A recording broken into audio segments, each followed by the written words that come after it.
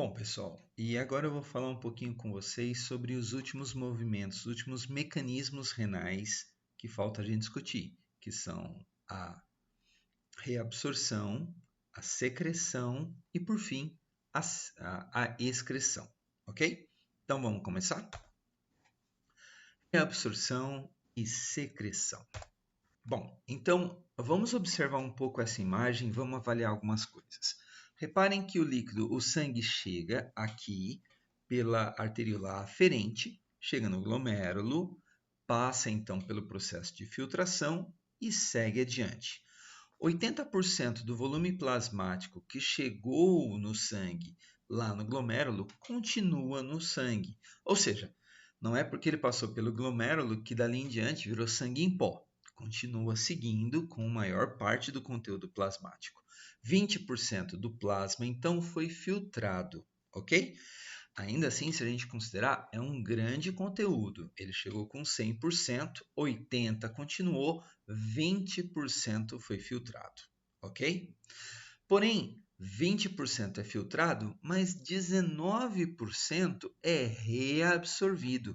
Na verdade, se você reparou bem aqui no símbolozinho, mais de 19% é reabsorvido. Mais 19% são reabsorvidos, ok? Para falar um bom português. Na verdade, mais de 19% são reabsorvidos. Então, essa porção que é reabsorvida acaba sendo muito significativa, porque no final das contas, menos de 1% do volume é excretado para o ambiente externo, ou seja, menos de 1% vira número 1, ok? Mais de 90%, mais de 99% então do plasma entra nos rins, faz um passeio e vai continuar adiante, ok?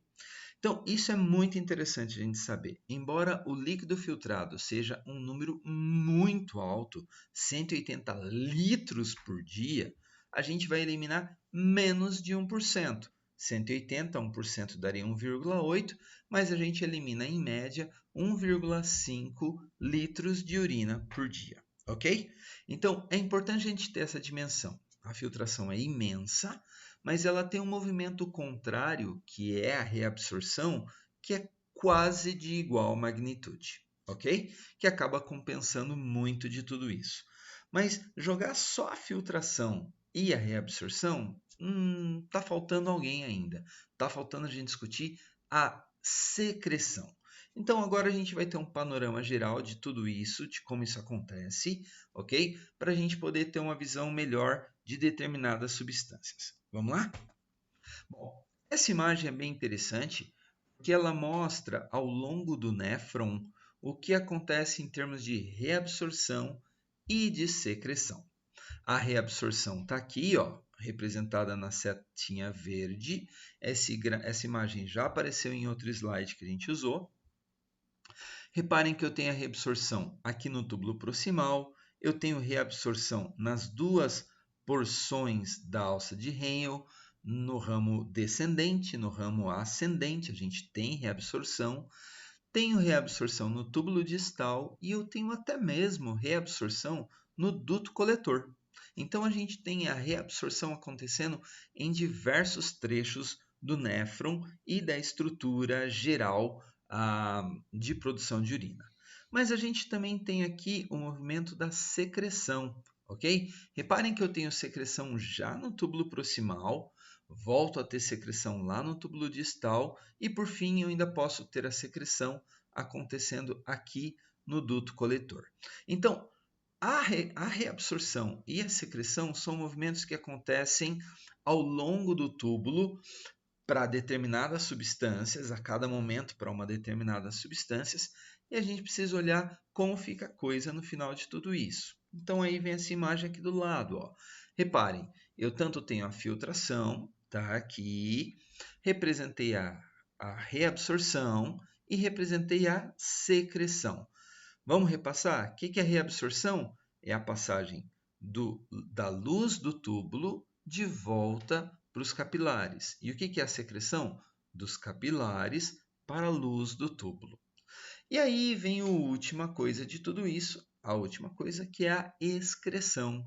Então reparem nessa formulazinha aqui em cima. a quantidade filtrada menos a quantidade reabsorvida, porque os dois têm sentidos contrários, um é do capilar para o túbulo, o outro é do túbulo para o capilar, exatamente o oposto, mais a quantidade secretada. Vejam que a quantidade secretada é basicamente no mesmo sentido da quantidade filtrada, capilar para túbulo. Então, qual a diferença dos dois?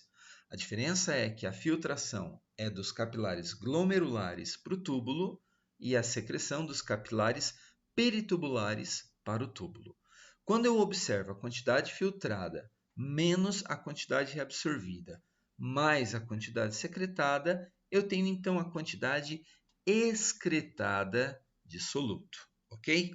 Todas as substâncias vão passar por tudo isso? Vai ter filtração, reabsorção, secreção? Não. Tem substâncias que só são filtradas, tem substâncias que só são reabsorvidas, que são filtradas e reabsorvidas, ou são filtradas, secretadas, só secretadas. Bom, aí tem uma série de detalhes para a gente observar. Mas o mais importante nesse momento é você ter isso em mente, que esses movimentos todos, esses mecanismos, a filtração, a reabsorção e a secreção, vão compor o panorama e vão definir a excreção soluto a soluto. Tranquilo? Vamos adiante? Então vamos lá. Já vimos então essa imagem, entendemos isso, e agora vamos falar de alguns componentes em particular, ok? Primeiro deles, o sódio. É importante a gente discutir o sódio, porque o sódio tem um papel muito significativo quando a gente fala de hipertensão, de uma série de situações modernas, vamos dizer assim.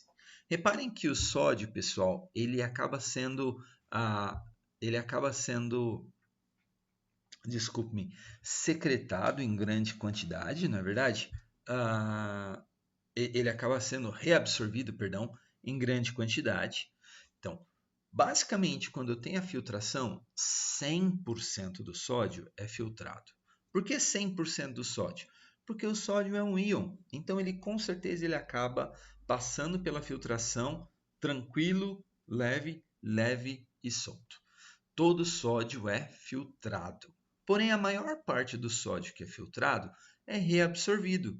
Como que ele é reabsorvido? Por várias formas. Ele é reabsorvido por transporte ativo secundário, e esse transporte ativo secundário, normalmente ele vai ser transportado como? Em cotransporte ou contratransporte, ou seja, ele vai aproveitar que alguém está entrando e vai sair, ou vai aproveitar que alguém está saindo para sair também. Ele vai fazer um mecanismo junto. Reparem aqui o que está acontecendo com a glicose. A glicose está entrando e o sódio vai junto. É um cotransporte, ok? A gente tem aqui o hidrogênio saindo e a gente tem o sódio entrando. Aqui está cotransporte com hidrogênio, mas na verdade isso aqui é um contratransporte, já que os sentidos são contrários, ok? Então vou até corrigir agora.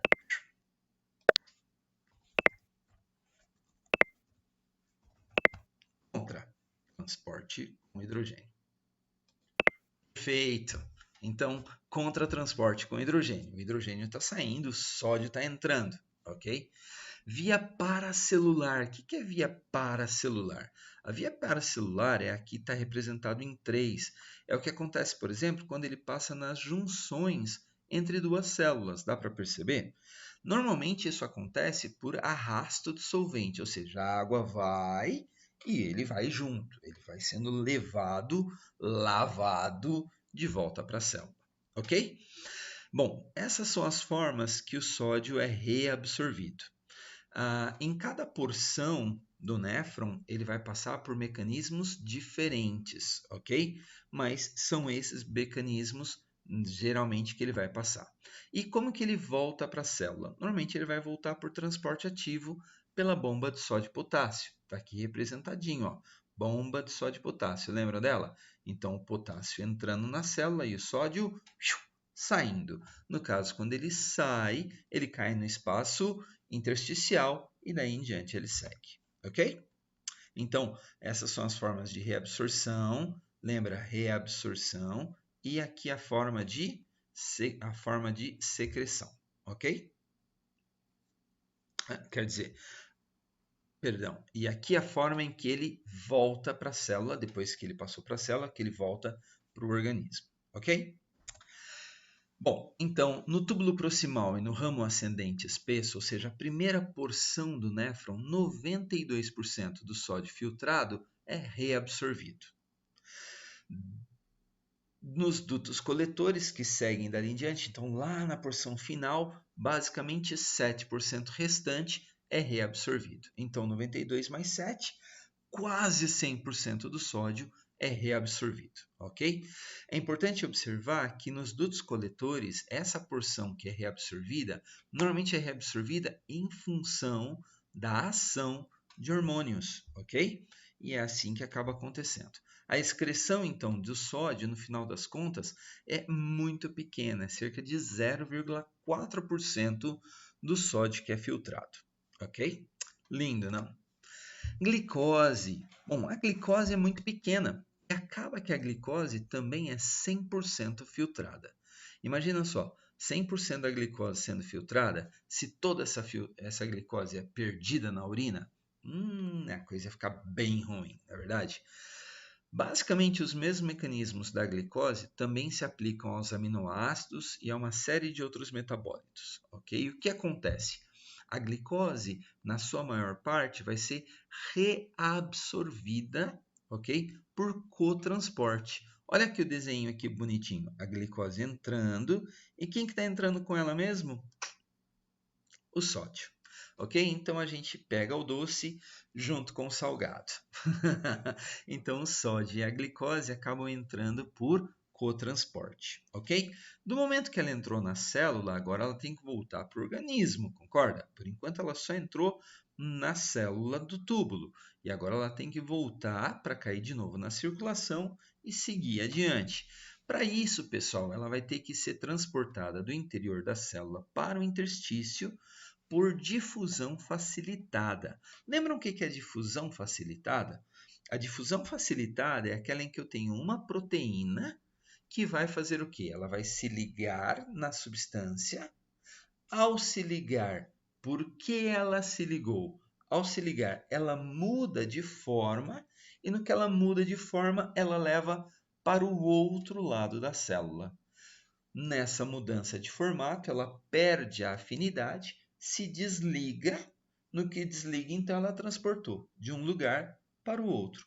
Quando ela se desliga, ela volta à posição original, pronta para se ligar novamente. Ok? Então, isso é a difusão facilitada. Ela está de um lado, liga, ligou, muda de forma, leva para o outro. Levou para o outro, mudou de forma, perde afinidade. Separou. Separou, está como estava antes, volta à posição normal. Pronta para ligar novamente. Lindo, não é? Muito legal essa coisa. Mas uma coisa que é importante a gente saber da difusão facilitada é que a difusão facilitada tem um nível de saturação. Por quê? Porque a proteína leva um tempo para ligar, mudar de forma, pôr para o outro lado, soltar, voltar à forma para poder ligar novamente. Ela gasta um tempo nessa brincadeira de ficar mudando de forma. Tudo bem que é um nadanésimo de tempo, ok? Mas ainda assim, isso vai acontecer e vai demandar um tempo. Ou seja, reparem essa tabela esse gráfico, na verdade. Nesse gráfico, olha só, quando a glicose no plasma está até por volta de 100, conforme eu aumento a glicose, eu aumento a taxa de reabsorção. Ou seja, é uma proporção exata. Tem mais, a reabsorvo mais. Tem menos, reabsorvo menos. Por quê? Porque o objetivo é reabsorver 100%.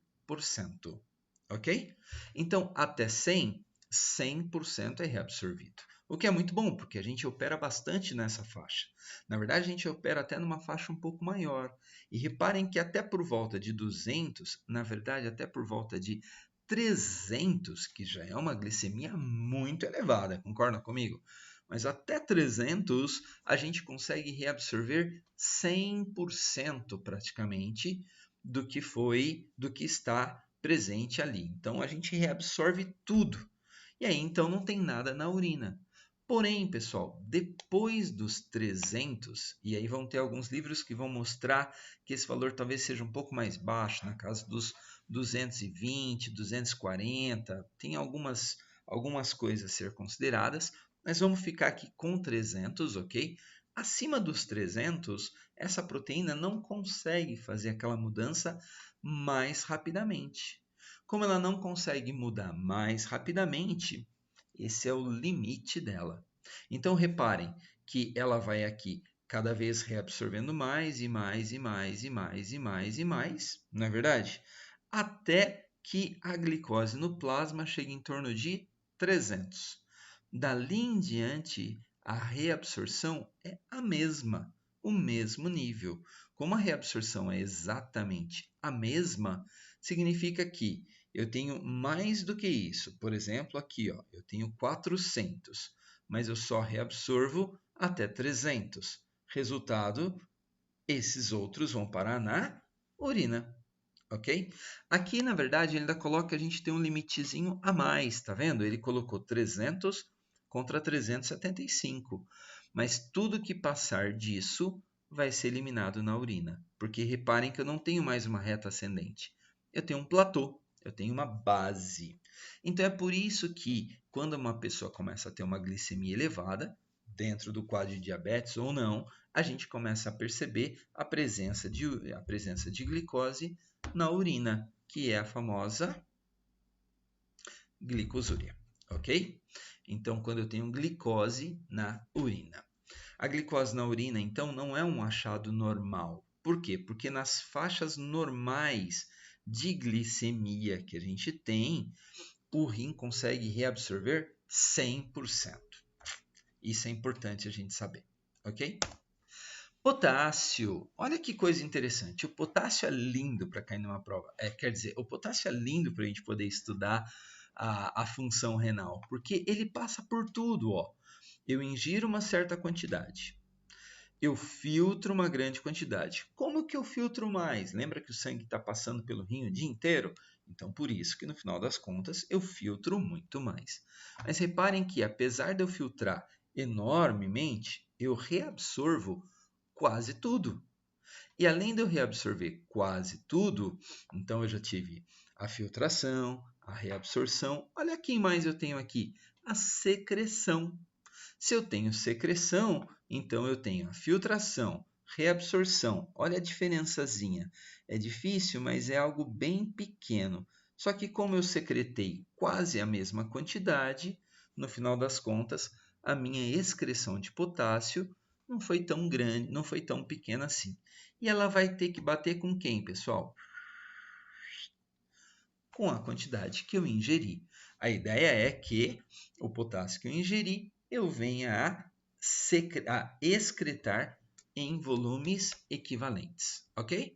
Como que é a reabsorção do potássio? Também é por cotransporte, também pode ser aquele por meio das células, não é? Entre as células, paracelular, transporte ativo secundário com outras substâncias. E a secreção são canais próprios para potássio ou transportadores próprios para fazer essa passagem do potássio do interior da célula para a luz do túbulo. A ureia. Eu coloquei a ureia aqui porque normalmente a gente tem noção que 100% da ureia é eliminada. E não.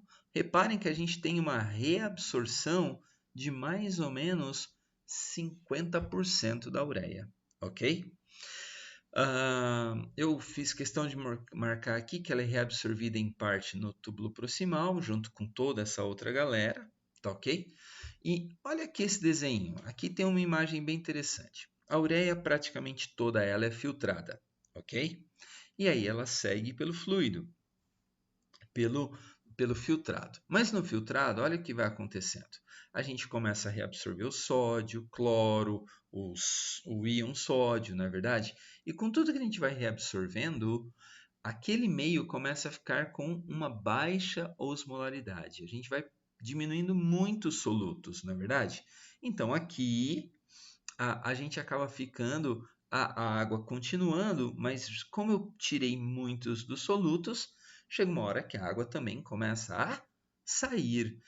cai o volume, só que a quantidade de ureia não mudou. Resultado, como eu perdi líquido, mas a ureia continuou, como é que ficou a ureia lá no líquido, lá no filtrado? A ureia ficou mais concentrada. E aí, por uma diferença de concentração, como aqui eu tenho muito e lá fora eu tenho pouco, aqui muito e aqui pouco, ela acaba voltando para os capilares peritubulares, ok? Então, ela é reabsorvida em mais ou menos 50%. É importante você ter isso em mente, porque muitos alunos acabam marcando que a ureia é 100% eliminada. Isso não é verdade. Bom, já discutimos essa imagem, aqui eu volto a lembrar então daquilo que a gente tem que observar para cada substância, quanto ela foi filtrada, quanto ela foi reabsorvida, quanto ela foi secretada, para daí então saber o que é o normal em termos de excreção, tá certo? Reparem aqui essa imagem, é a última imagem que a gente vai ter nesse slide. Tenho aqui três substâncias, substância X, substância Y, substância Z. Substância X, a gente tem aqui essa substância presente na corrente sanguínea, ok? Quando chega na cápsula de Bowman, ela é filtrada. Ela foi 100% filtrada? Não, ela continuou um tanto nos vasos, perceberam isso? Só que quando ela continua, o restante passou e foi o quê? Como chama esse movimento? Do capilar para o túbulo. Capilar para túbulo, peritubular para túbulo, se chama secreção. Então, uma parte foi filtrada e o resto foi secretado. No final das contas, a substância sumiu completamente do vaso, perceberam? Ou seja, ela foi totalmente o quê? Excretada. Então, eu tive filtração, não tive reabsorção e tive secreção. E assim ela foi totalmente excretada. Basicamente, quem acaba passando por isso são alguns catabólitos e alguns xenobióticos, ou seja, substâncias que não são naturais para o nosso organismo, como muitos medicamentos, ok? Substância Y, olha que bonitinha. Ela é filtrada, totalmente filtrada, pessoal? Não, uma parte, porque você viu que continuou. Ela é filtrada, mas aí uma parte é o quê? Olha só, passando do túbulo para o vaso. Túbulo para vaso. O que está acontecendo? Ela está sendo reabsorvida. Então, repare o tamanho aqui do traço. Eu tive aqui uma filtração, mas depois da reabsorção, o que resta adiante é bem menos. Então, ela foi o quê? Ela foi excretada? Foi excretada. Tudo? Não, uma parte pequena. Então, ela é parcialmente excretada, como acontece com a água e muitos íons, ok? Na sua maior parte, ela permaneceu na corrente e ainda teve uma reabsorção para aumentar essa coisa. A gente poderia dar um exemplo aqui da glicose, sim ou não? Não. Em condições normais, a glicose não é excretada, ok? Então, ali não estaria valendo. Mas estaria valendo se eu estivesse falando da glicose para uma pessoa, por exemplo, com uma glicemia de 400, não é? Ela reabsorveria quase tudo, mas uma parte seria excretado. E a substância Z, olha que coisa linda. Aqui ela foi filtrada, ok? Continuou, mas aquilo que foi filtrado foi reabsorvido. Então aqui a gente tem uma substância que não é excretada. Ele deu como exemplo no desenho a glicose e os aminoácidos, mas tem um erro nesse desenho em relação à glicose e os aminoácidos. Eu não vou falar qual é esse erro e eu vou colocar no Forms de vocês, ok? Então, dê uma olhadinha, a gente já discutiu isso nesse slide aqui, nessa videoaula, tenho certeza que vocês vão ser capazes de responder. Obrigado, pessoal. Um abraço.